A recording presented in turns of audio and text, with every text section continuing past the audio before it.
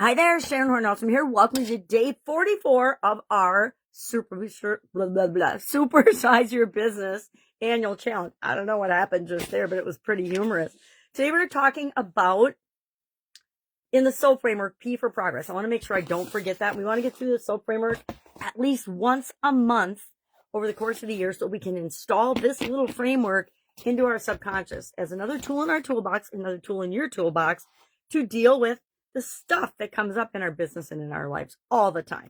P, of course, stands for progress. So what we want to think about today is, how do I know that what action I took yesterday is helping me to fill the gap between where I am and where I want to be?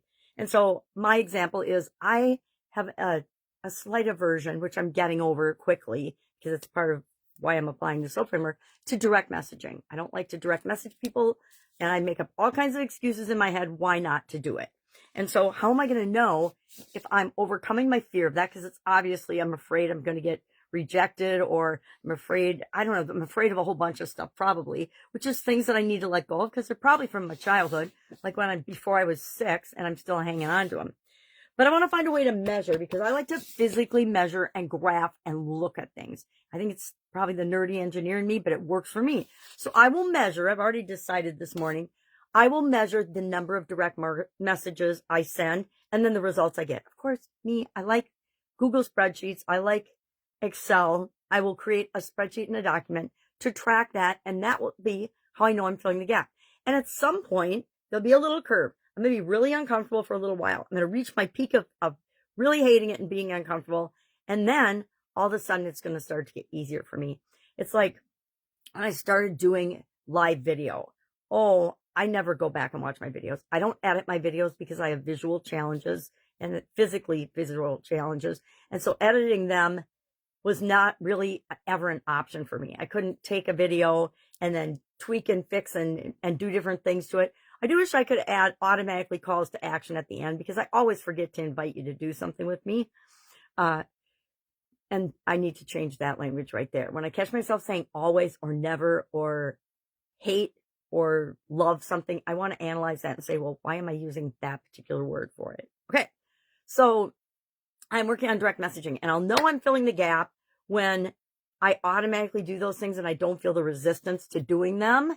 And then as I increase the number that I can do daily, and I promise I will not have AI ever do my direct messaging. I find it, and I think that's part of my aversion to it. I don't like knowing that I am just a number and a fake bot that somebody is communicating with, and they haven't even bothered to know who I am, what I do, what I stand for. I love it when people want me to start an e-commerce or a Shopify business. Okay, I've been in business for 5 decades. Am I going to follow your little program to do a Shopify store or an e-com site? No, the answer is no, I'm never going to.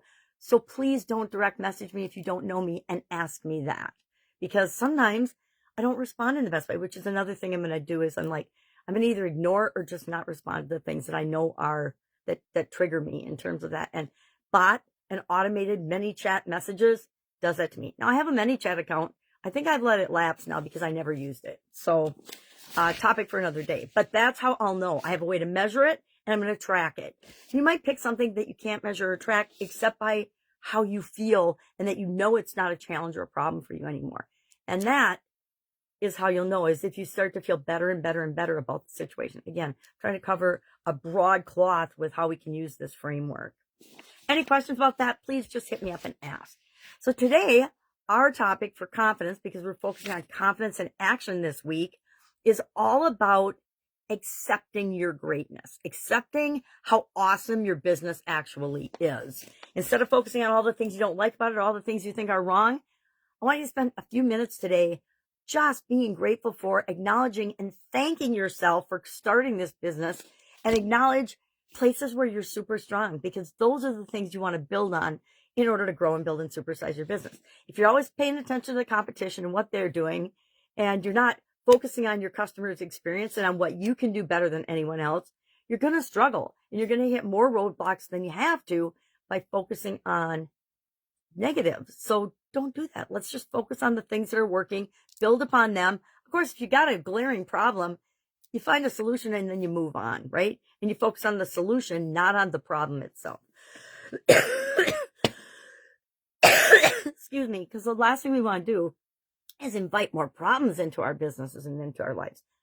And believe me, I have a lot of experience doing that. And that's why I'm warning you, please don't do that. Please don't make your life and your business harder than it has to be. Sorry, I get a little tickle and cough in my throat. So this topic, how it came about, is our ability to accept compliments. And I thought about this and I thought, I'm better at this than I used to be, but I'm really terrible at it. And so it's something I'm going to work on. And I encourage you to do it for yourself and your business as well. How often do we get a compliment or a testimonial from one of our clients or customers and we like, oh, poo-poo it, or say, oh, it'd be just this or just that, and we minimize it or we reject it altogether? What does that tell the world around us about our business?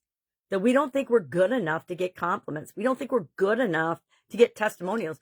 We don't think that what we're offering is valuable enough for people to appreciate it. Well, kind of BS is that we're putting out into the world? Not good, right?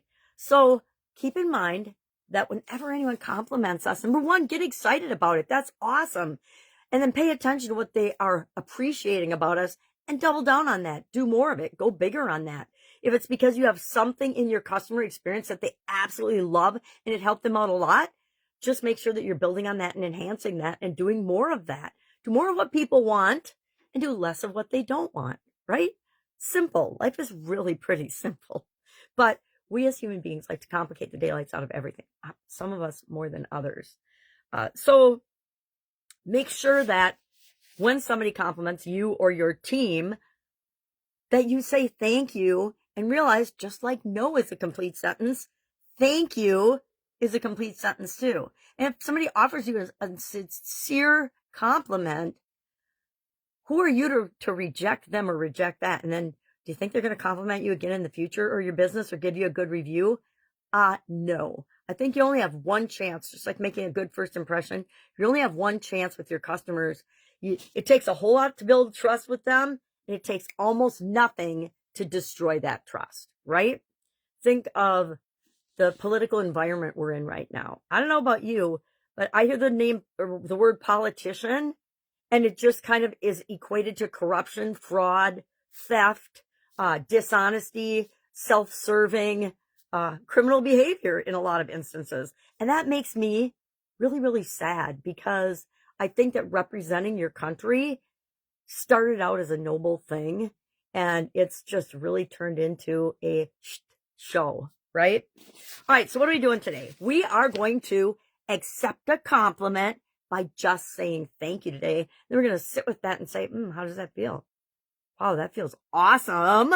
We're going to celebrate those compliments. We're going to celebrate those wins and feel how it should feel to get a compliment. Guess what? We're going to go out and compliment someone today. We're going to find somebody, and we are going to sincerely find something we appreciate and can compliment them for. Come on, even if you just compliment yourself, look in the mirror, compliment yourself, and just sit with it. Sit with how it's supposed to make us feel. It's supposed to make us feel more energized, lighter, positive, happy, and make us want to do more of the things that make people appreciate us. So today, just do that. Compliment somebody. See how it makes you feel. When somebody compliments you, say thank you, and then just write done in the comments below, or share your experience. Oh, somebody gave me a compliment about my hair today, and I negated it instantly and said, oh, it's so dirty, or it's so gray, or whatever. We need to stop doing that. We need to accept that we are infinite possibility human beings and businesses just like everybody else. And that's how we grow and scale and supersize. All right. Any questions? Hit me up. Otherwise, go out, have an awesome day. And I will, of course, be with you tomorrow.